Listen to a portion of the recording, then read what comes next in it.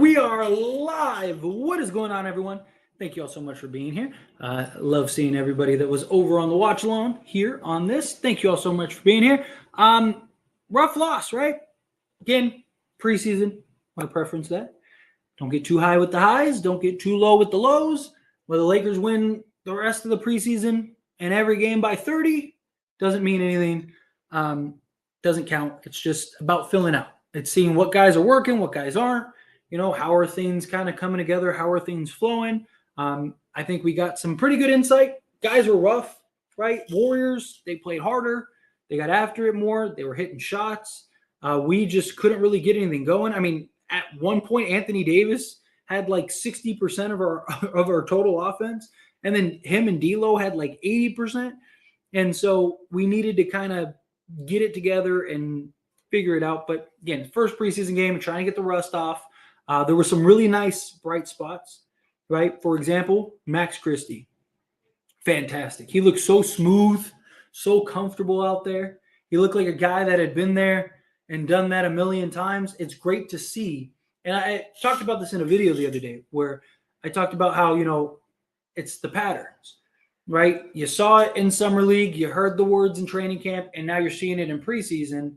That's usually a sign that that's who he is. That's the player that he is. And he was really comfortable getting to his spots, playing great defense. He was doing everything, right? Christian Wood started off a little rough, but then you saw him just kind of completely just scoring at will, taking over when he wanted to. Anthony Davis looked fantastic. His three-point shot was falling. Jared Vanderbilt's three-point shot was just falling. Like, there are several, like, just really bright spots and really bright takeaways from that game.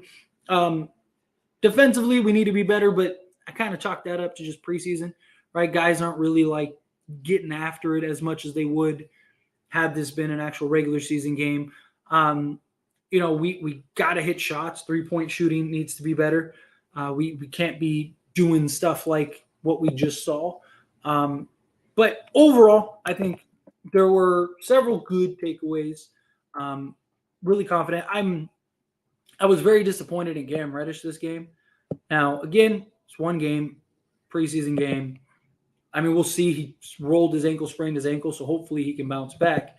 I don't expect him to play in the next game, but you know what he did play and what we did saw, I was really disappointed in. I wanted to see a little more. I wanted to see him be a little better. But as far as scoring goes, Max Christie, again, 15 points. He was solid. D'Lo had 15 points, but D'Lo also only played 15 minutes, which that's a really good sign. He looked like a guy that was out to prove something. Anthony Davis played 12 minutes and gave you 15 points and 5 rebounds. That's a really good sign. Christian Wood, you know, he ended up having 5.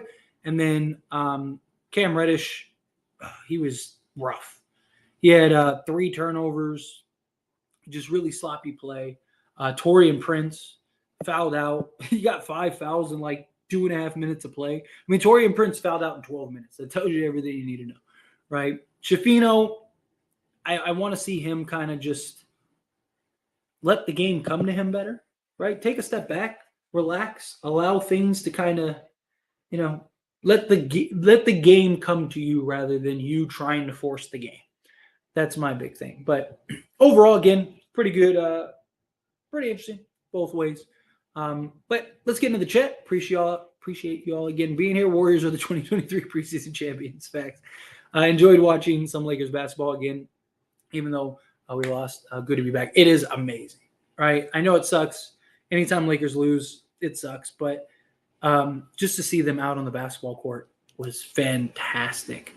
First, bottom line, they played more aggressive and got their shots. Yeah, basically, yeah, agree with you. Want to see some Hayes and AD together. I'm sure we will at some point.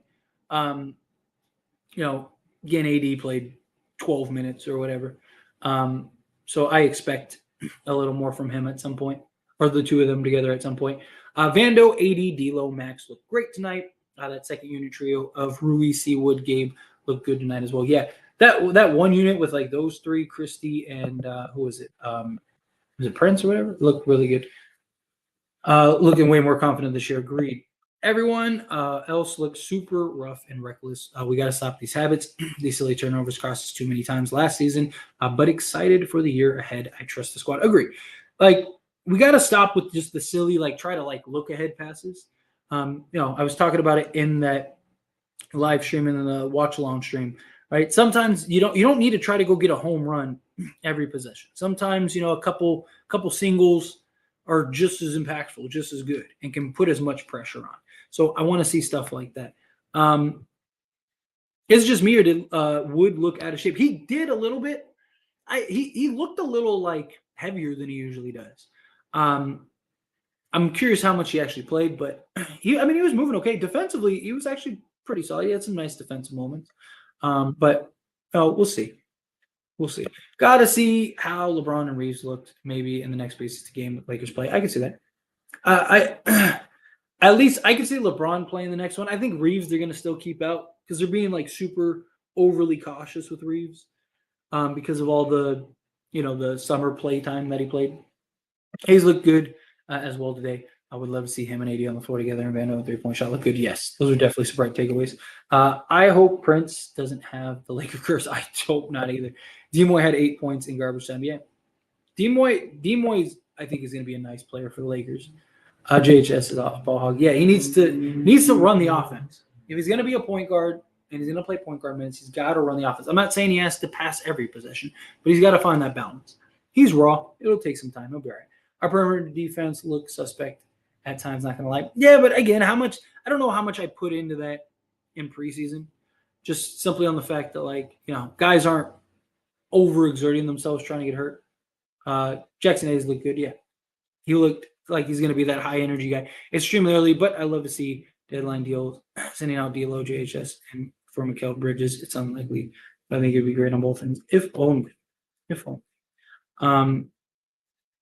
Warriors always doing moving screens. Dude, the lack of whistles was driving me crazy.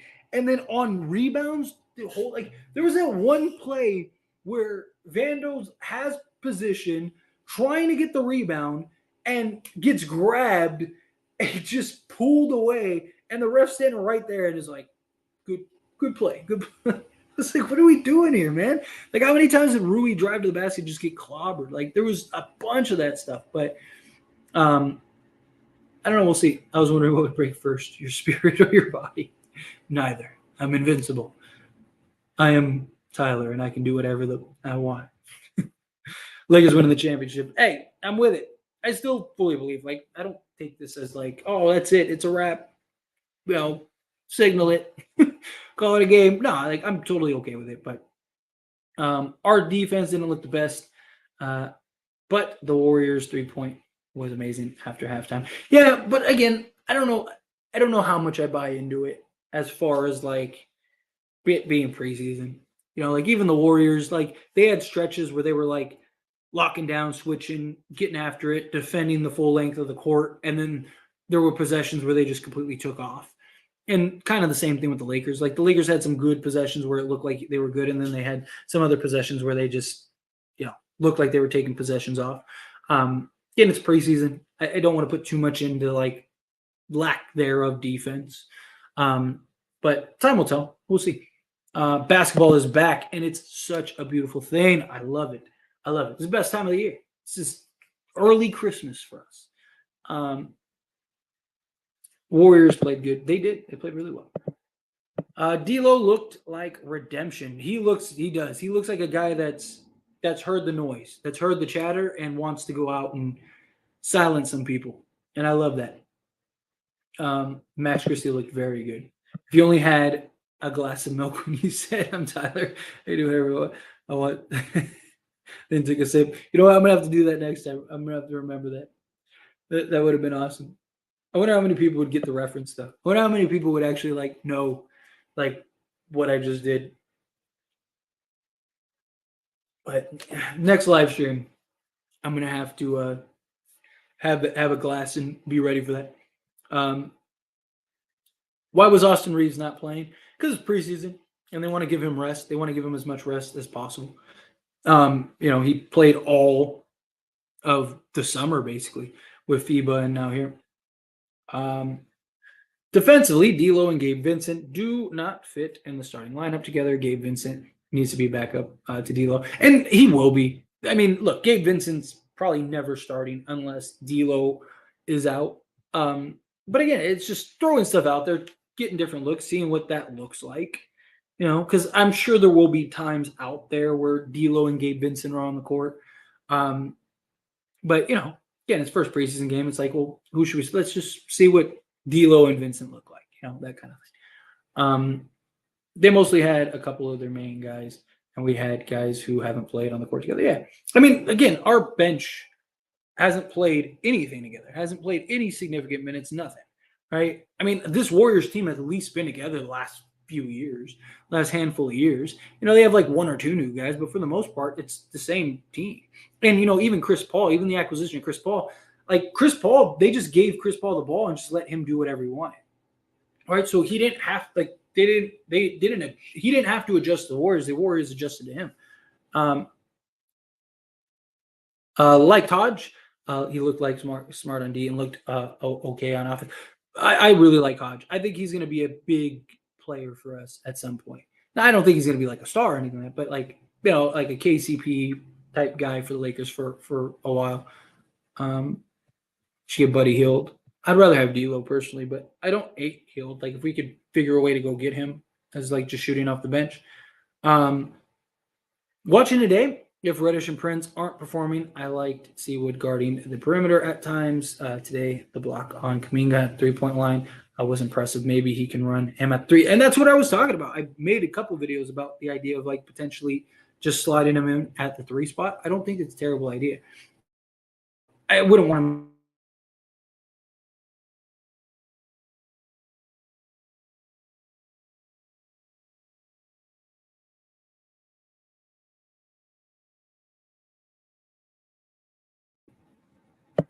What else? Cam Reddish was trying to do too much. I feel like that too.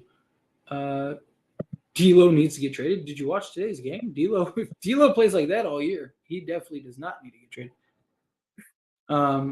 Christian Wood's defense looks solid. It did. He was actually looking really good. JHS and Reddish was doing too much. Yeah, like I said, they were out there trying to prove something rather than just playing. Like they were trying to play the game rather than letting the game come to them. A second unit of Gabe, Christie, Wood, Rui, and Hayes sounds good to me. I am right there with you. Right there with you. Welcome back, Laker Donis and Laker Nation. NEK predictions this year. Like and subscribe, guys. Yes, first off, thank you so much. I appreciate you. Yes, and if you haven't yet, hit that like button. Subscribe to the channel. I would greatly appreciate it. It's first live stream back. I'm pumped. I'm excited. And yeah, like I said, we'll do this for every game. So we'll do the watch along live stream, and then we'll do the post game live stream. Kind of talk about it and break it down for like 30 minutes or so. But yeah, as far as these predictions, I think Christie keeps performing and playing the way he has been. I think he's going to end up being a big impact guy. I really do. And if this game is any indication as far as Max Christie and Cam Reddish, then Max Christie is going to end up getting the nod. But outside of that, I don't want to. I want to see a couple more games. I want to see a couple more preseason games, see how it goes before I go, okay, like these are the guys or these aren't type thing, but we'll see. Why was King not playing? Because it's preseason. That simple. Our guys look scared to take shots and gave 2 unnecessary turnovers. Yeah, got to do a better job. Shot selection. I mean, it also doesn't help when, your 2 best playmakers are out of the game and LeBron and Austin Reeves. D'Lo was fantastic. D'Lo was wheeling and dealing. But other than that, not having Austin Reeves, not having LeBron James doesn't help at all, right? Because now you like when D'Lo goes out of the game, and I've talked about like if you've been subscribed to this channel or you've followed my videos and stuff like that, I've talked about how Gabe Vincent isn't a good playmaker. He's not, and like you saw it in this game, he's not the guy you want really, setting guys like D'Lo. You saw him. Whoever was out there, he was slicing the defense up, dishing stuff out. Like he's a good playmaker. I expect very likely at all times you'll probably have a D'Lo, Reeves, or LeBron on the court, right? So you'll have like a Gabe.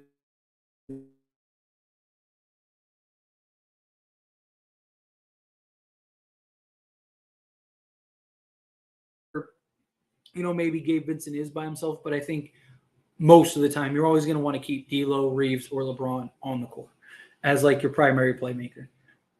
Or versus the Nuggets, who is winning? I believe the Lakers are going to win that game.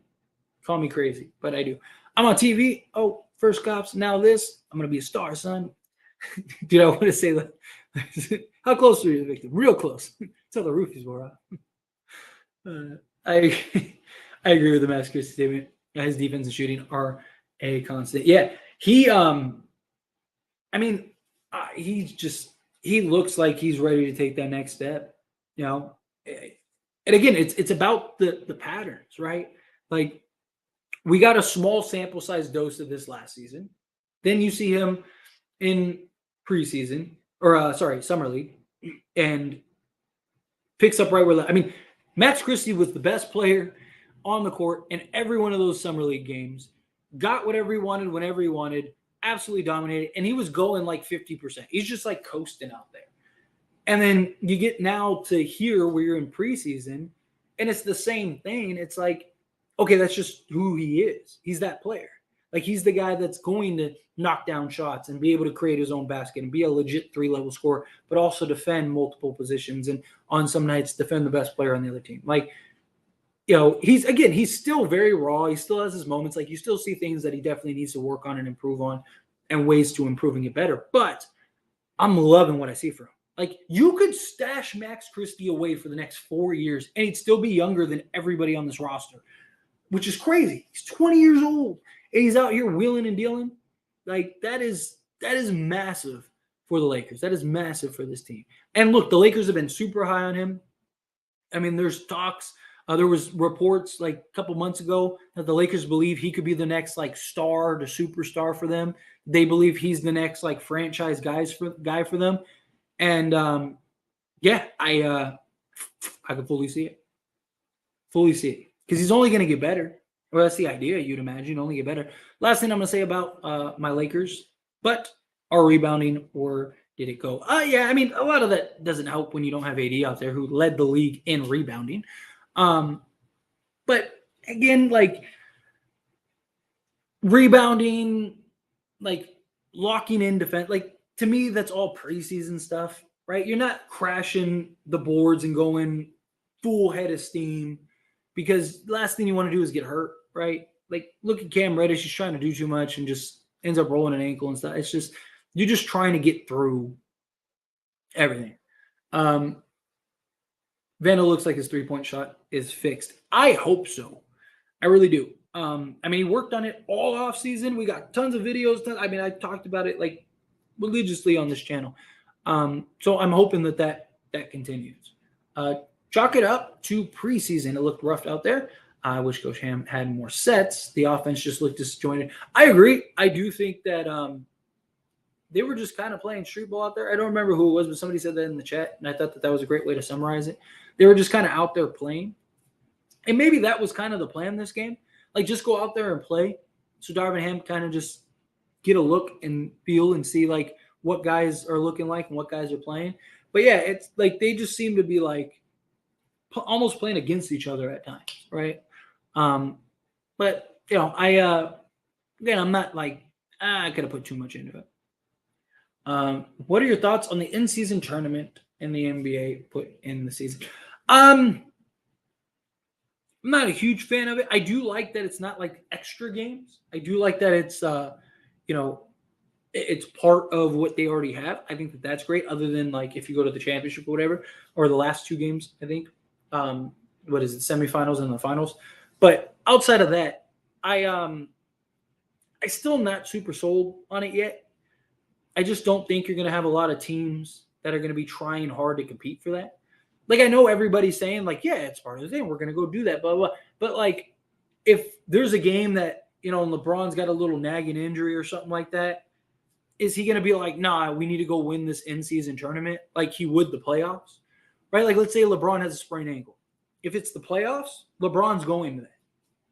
Right? He's not sitting out. He's going to tell you, you know, go, you know what, go sit down. Right? But when you're talking the in-season tournament, I just don't think it's going to be looked at that way because the ultimate goal is still the Larry O'Brien trophy. So I just think you're going to get like these teams. I think you're going to get the teams that really know, okay, we really have a chance to win a championship here. Those teams, I don't think are going to try super duper hard. Obviously, they're going to try to win games. Obviously, again, it counts to your record. So they need to put some effort into it. But I don't think it's going to be something where they're just like super ramped up, like, let's get it. Like, I think it's just kind of like another thing. It's just more for revenue and stuff like that. Personally, that's just how I look at it. But I don't know. I hope I'm wrong. I'm not a big fan of the play-in tournament. Like I like the competitiveness of it, and I like that you got like it's kind of like more playoff basketball. But I just think if you're not good enough to make the playoffs, then you're not good enough to make the playoffs.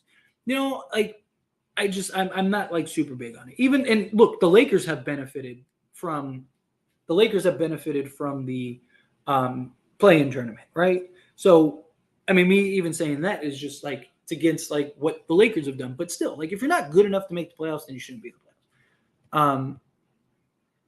Vandal looked confident shooting his threes. Yes, he did. He looked very, very like, all right, I know what to do type. I know what to do here type thing. We need Lonnie Walker. I really like Jonathan Kuminga. I would love to eventually see him in a Lake uniform. I like Kuminga a lot too. He just keeps improving year in and year out. I think he's going to be a big piece. The in-season tournament is mostly for up-and-coming teams. Agreed. Like I do. I think I think teams like Portland, Utah, maybe even like the Pelicans or whatever, like those middle of the pack teams, OKC. Like I could see them actively trying to win it. And also, I think the top 5 teams that are favored to win it aren't like the Suns, the Lakers. Like it's all like Minnesota and stuff like that, which tells you what you need to know. Yeah, they have to cover dudes. In-season tournament is important, trust me. Tell that to Miami. They went to the finals. Yeah, but they would have made if it wasn't for the play-in, they would have made the playoffs. Right? Like that's my point. Right? Because you'd still have the top 8 teams. So if you're good enough to be one of the top 8 teams and can get into and go and win it, then good. But if there's no reason that the 10th seed, who's 6 games behind the 8th seed, should have a real opportunity to make the playoffs over that 8th seed team. I don't know. I'm not like super pumped on it. I mean, it's extra basketball.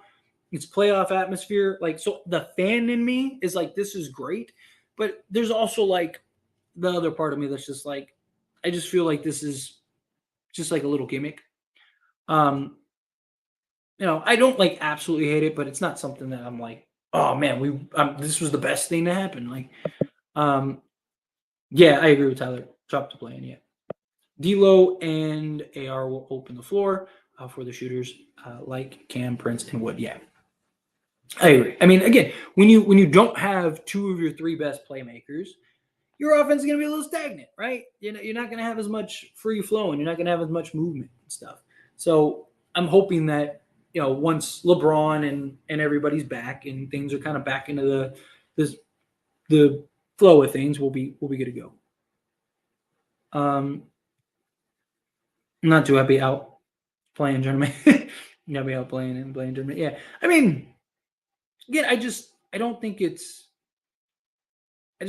necessary. Again, it's just kind of like a gimmick to me, right? Like I mean, the entirety of the league, it was like the top 8 teams. Like a great example was the Clippers year, like not last year, but the year prior, right? Where they scratched and clawed, and Lou put together like a just masterful display of coaching with like a bunch of just role guys, and they were able to get into the 8th seed or whatever it was, or 7th seed or whatever. And then Paul George comes back and all that, and then he gets hurt and they lose 2 straight games and he's out of the play. And then you had a team that ended up going to the playoffs, and it's just like they were like 8 games behind the Clippers, right? Like I understand if it's close. Like I think if you want to do that, have it to where it has to be within a certain amount of games, right?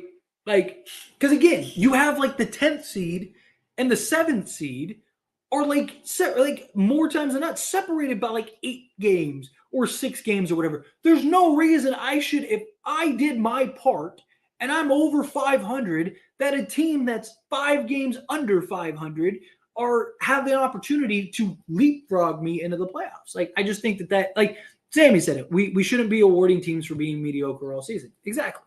And like, I get it, circumstances happen, right? Like the year that the Warriors were in the play-in, right? Steph gets hurt, and that, like, they would have been out of it. But even then, and like that game was great against the Lakers and all that stuff. Like, it's fun games, but it's not something that, like, I think is necessary. It's not something that I feel like this was the best thing to happen to basketball. Like, I just think it's extra entertainment, you know. But other than that, what do you think? What did I do? Sorry, give me a second. There we go. What do you think will be more entertaining, the tournament or the All-Star event? I think the tournament will be more entertaining, because I do think that there will be some teams that take it serious, and I think there will be some teams that play hard. And like, I do think teams like the Lakers and stuff like that, they will take it serious when they're playing. I just don't think teams are going to treat it as a playoff game, right? I don't think they're going to take it as serious to where it's like, again, like I said, LeBron has like an ankle sprain. He ain't sitting out of a playoff game, but he'll sit out of the rest of the play-in tournament. He'll take those. If he was going to take 3 or 4 games off, he's still going to take those 3 or 4 games off. He's not going to look at it as like, okay, like, nope, we're in the middle of the play-in tournament, right? Like, let's do it. I just don't see that. But again, regardless, it's more basketball. It's fun. It's entertainment. I get it. NBA, it's a business. They need to make money. I get it. I don't mind the in-season tournament as much as the play. Like, the in-season tournament's fine because I think they did it the right way. All the games count towards your season, so there is that incentive. But I just think the play-in tournament, like I said, Sammy said, you're awarding teams for being mediocre all season. Of course, there are circumstances. Of course, there are outliers. Again, LeBron and AD get hurt, and it's like, but they're able to make the play-in, and then they go on a run. Cool. But, outside of that, more times than not, a team that doesn't deserve to be in the playoffs doesn't deserve to be in the playoffs. I have also heard news that the NBA will be streaming games on HBO Max. Is that a W or an L? It depends on the games and stuff, but that's kind of the trend, these streaming services. Look at like the NFL, like primetime Thursdays are now on Prime, right? I think that's just the trend. I wouldn't be shocked if in 10 years TV doesn't even exist and all these games are on various streaming platforms. Like if you want to watch the Laker game, you got to watch it on like whatever, Paramount Plus or something like that. Right? That's probably how it'll go. If AD Vando's 3-ball stays consistent like this, the league is in trouble. Agreed. Preseason, don't want to overreact yet. Thoughts on JHS? I think he has a world of potential. I think he has moments where he looks very good. I think he gives us a different look that our other guards don't. I think he can be very impactful. He needs to take a step back. He needs to calm down and let the game come to him rather than going and trying to go to the game. Right? He's doing too much. First game jitters, that very well could be what it is. I just think he needs to settle in. I was yelling and screaming about the same stuff in Summer League. He was doing the exact same stuff in Summer League. But Max Christie did too. Like if you've been subscribed to this channel for the last year or so, last Summer League, I talked about how Max Christie, he needs to just play the game, right? And now you're seeing him do that. You're seeing him just let the game come to him, and he's just dominant out there, right? It was the same thing with Austin Reeves. He's letting the game come to him. He's dominating out there, right? Jalen Hood-Schifino's out there he's playing like a guy that's trying to make the team rather than a guy that understands I'm already on the team. I have nothing to prove. I just need to play my game. And that's what I want to see. If the NBA wants better ratings, they should make deals with networks you can watch without cable, like NFL. Adam Silver is too greedy now. Yeah, but I do think that happens sooner than later. I really do. I think eventually that ends up happening. But time will tell. I think if they're going to do anything, I think they need to fix the All-Star weekend. Like, instead of doing all these other tournaments and stuff, like the All-Star event used to be and mean something, right? Like, dude, I used to love, like, growing up, I used to love that. Remember all the retro jerseys where they wear their jersey and they're going at each other? You have Kobe and AI trying to murder each other. You have KG and, Shaq getting in fights, like it was. And I'm not saying that it has to be a bloodbath anymore, but like make it more competitive. Give them an incentive or something. Like the conference that wins or the team that wins the play or wins the All-Star game or something, they get first picks or whatever, right? Right? They get to leapfrog the other teams. Like, I don't know, figure something out, whatever, figure it out. Just looking in preseason, yeah. Vandal 3 ball looks so nice. Agreed, and I love that. They award teams for being with the draft as well, though. That's kind of hard to argue against rewarding them for being mediocre playing. I get that, but I've also liked the argument of like having like the in season tournament. If you want to do the in season tournament, right? Or say the play in tournament, right? Have like the play in tournament to where you structure it to where whoever wins that, they get the number one pick or something. Like they need to like kind of restructure stuff, that makes sense. I'm sure if I like sat down and really thought about it, I could probably come up with a better solution, but got 10 things going on. We look good. It's just preseason, no worries. Exactly. Facts. Tyler, Snorlax, welcome back. Tyler, I missed these streams. That was a good, man. How you feeling about the first game with the new guys? First off, I'm happy to be back. I know I took a little hiatus from streaming. I mean, obviously I have the videos every day, but the streaming thing, I just want to take a break with that, and just kind of focus on building that. Plus, I'm trying to grow the channel, and that's the best way to grow the channel, with just ad revenue and then as well as just subscribers and stuff like that. This to me is the more personal stuff. This is where I get to like connect with you guys and really have like just fun conversations, whether we win or lose. Like this to me is like building the community. But committing 4 hours, it's tough sometimes. But we're back. We're here. We're doing it. Every Laker game, we'll do this. So everybody that is here at this time, I do the watch along game. So during the game, you can come on over, check it out. We do a little watch along. I can't actually show the game just because copyright issues and stuff. Don't want to get in trouble. But I have the game playing. I'm watching the game. It's just like this. We're talking. We're laughing.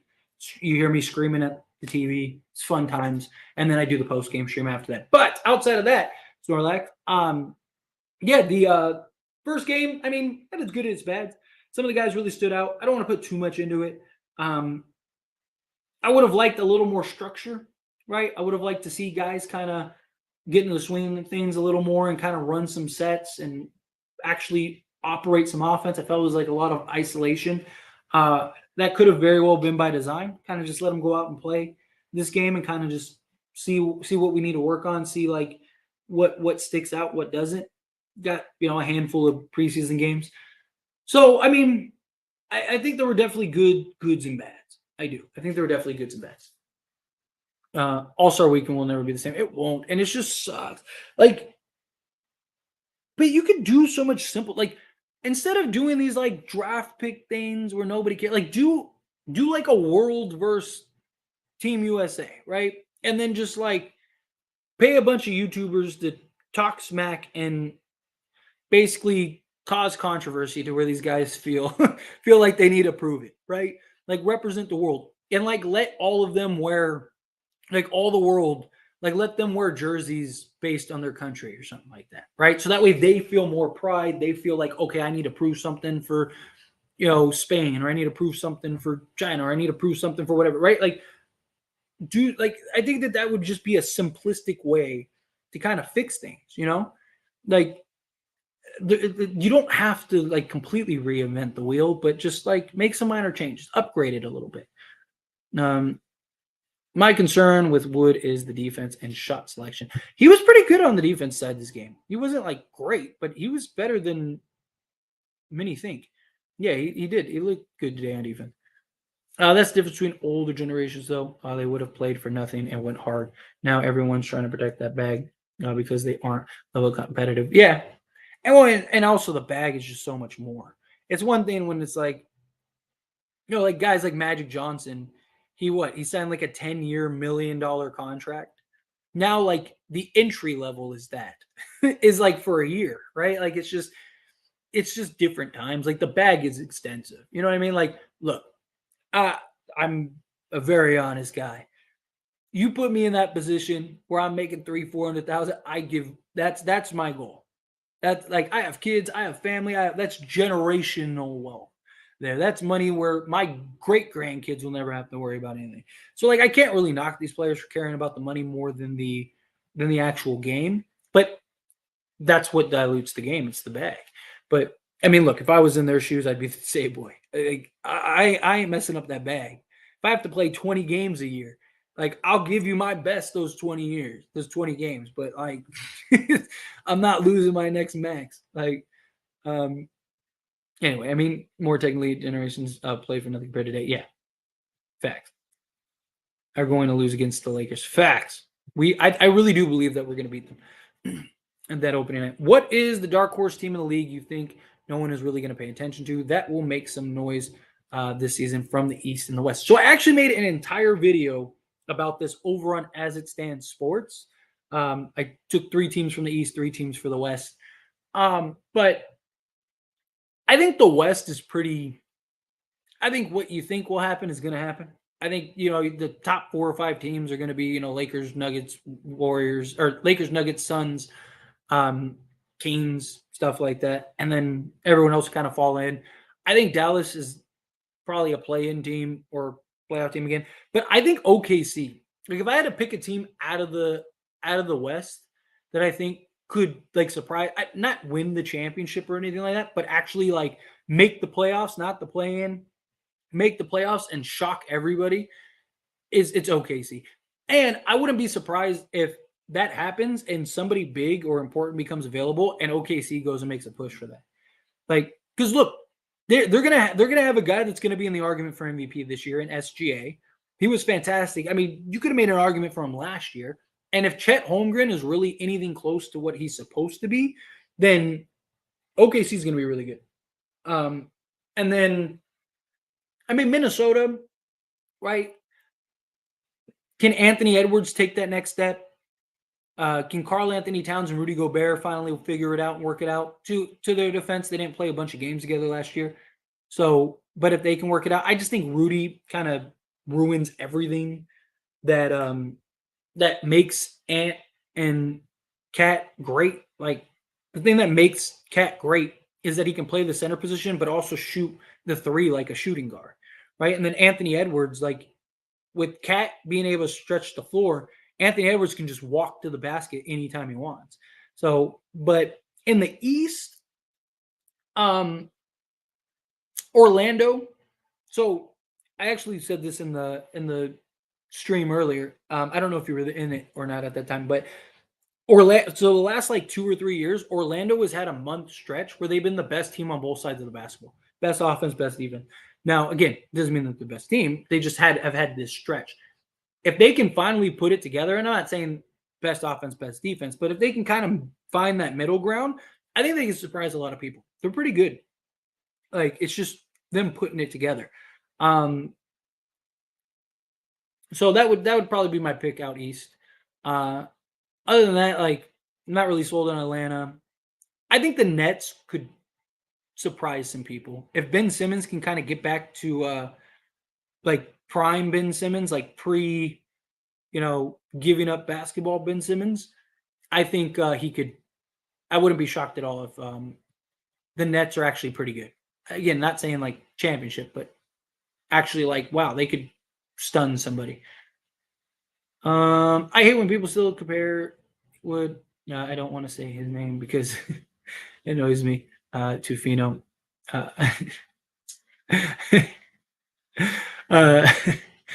Sorry, that cracked me up. People hate on him every time he doesn't play well. When he plays, shaking my head. Yeah, I feel it.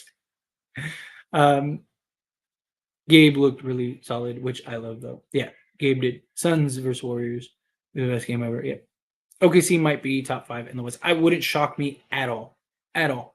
I genuinely think OKC has potential to be really good, really good. Utah too. Like I think Utah could put it together. I actually think John Collins was a great pickup for them, and I wouldn't be surprised if John Collins kind of gets back to the John Collins he was like 3 years ago, when they made the conference finals or whatever. Primarily because they were like John Call, like for whatever reason, Atlanta just gave up on him like years ago and just kept trying to trade him. And I think it just ruined his self-esteem. LeBron is the GOAT. Cavs might be low-key underrated team this season. I know they might underperform last season, playoffs, but dark horse to make East Coast strong. Not gonna lie. I mean, I wouldn't surprise. I think Evan Mobley needs to take another step. Like, I think the Cavs are still like a player away. Um, unless Mobley just again he really like takes that leap. I do. Look, like I I think at some point Sixers completely implode. How long is James Harden going to play nice until he's sick of it and then starts self-destructing the Sixers? So I think that that's up for grabs. But like I look at teams like the Nets, the Cavs, and the Knicks. I think are like a real like not just like a piece in the sense of like oh like they got Jared Vanderbilt and that's it. Now they're no like I think they're like those three teams are a star away from actually being like championship level, right? Like if the Cavs could go get like Embiid or like the Knicks or something like that, like I think that they would be right there. Who is going to be an MVP this year? I'm hoping it's Anthony Davis. I mean, he led the league in 30 and 35, or 30 and 15 and 35 and 15 games last year. He should have won Defensive Player of the Year last year. He only played 6 less games than Triple J, and their defensive metrics were night and day. Like, AD keeps getting robbed for these things. But outside of AD, if I'm being honest, I don't think they're going to give it to a center again because I just think that we're going to look at it. I just think that they're getting burnt out of giving it to like Jokic and Embiid and stuff like that. I think they just kind of had to give it to Embiid. My guess is they probably give it to like if the Celtics are the best team in the league, I could see like Jason Tatum winning it. If the Bucks are the best team, I can see them giving it to Giannis. If I had to bet on it, if, and this is a big if, which I don't believe is going to happen. I don't. I said it earlier. If Dallas is half decent, they give it to Luka. Like, I think if the NBA could, like if they could just tell you right now who they're going to give it to, it would be Luka. Problem is, I don't think Dallas is going to be good this year. I don't. I think Dallas is going to be a play-in team, and I wouldn't even be shocked if they missed the playoffs. Look, Kyrie and Luka are an amazing talent, and they might be good enough to get them into like that 6 to 8 spot. That's very possible. I think that they did a terrible job rounding out their roster. I don't know what their plan was rounding out this roster. Like, I don't think that they did a good job whatsoever. Like, I think Phoenix did a great job considering the circumstance that they're in, and they are in a way worse or way tougher spot than Dallas was, and they still figured out. I still don't really buy the Suns either yet. We'll see. I'm kind of on the wait and see with the Suns. Dallas would surprise. Like if Dallas finishes this season in like the top 5, I will be shocked. I will be shocked if they're not a play-in team. I think they're very likely going to be the 6th seed at best. At best, and I would be hard pressed for that. What if Giannis comes to LA? I don't think it's impossible. I don't. Again, if they don't win, Giannis could still leave. They offered him that extension again after they got Dame, and he didn't take it. He's keeping pressure on them, and I wouldn't be surprised. Like if they lose in the first or second round again, Giannis could look at it and go, "Man, like, do I really want to be locked in with all these guys? And like, I can't win. Like, it's just something to think about." Refs won. Thanks. What's going on, G-Man? Appreciate you. Yeah, we back. Doing the post-game live streams, doing the regular game watch-alongs, all of that. The problem with Luka, he misses a month due to ankle injury every month as well. Yeah, facts. You're not wrong. What if Spurs do great with Wemby? Does he have a shot at winning MVP, or is he just locked for Rookie of the Year? I don't think that they will give him MVP. I mean, I think he would have to be like ridiculously spectacular. Like, I think he would have to be like 30-15 with like 5 blocks for them to actually give him the MVP. I think he can win the Rookie of the Year. I wouldn't be surprised if he wins Defensive Player of the Year. But I don't like one. I don't think the Spurs are going to play him enough for him to do that. I think the Spurs are going to play it very cautious, very safe with him. But I don't, and I think Wemby's going to have his struggles. Like people are already comparing him to being, better than LeBron this year. Like people forget how good LeBron was rookie year. The guy was ridiculous his rookie year, and he just doesn't have the body. Like I'm not. Could he be the best player in the league in 3 years? Sure, I'll give you that. He has the talent to do that. I just don't think he's going to be that this. Like people are talking about him being top 10 this year, top 20 this year. I don't see that. But hey, I've been wrong before. Wait, who and when do we play next? Who is it? It's a good question. I can find out real quick. Let's find out. A 1, a 2, a 3, a 3. We play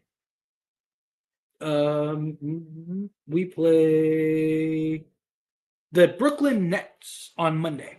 Monday at 6 p.m. we play the Brooklyn Nets. So are Warriors a contender? I don't think so, but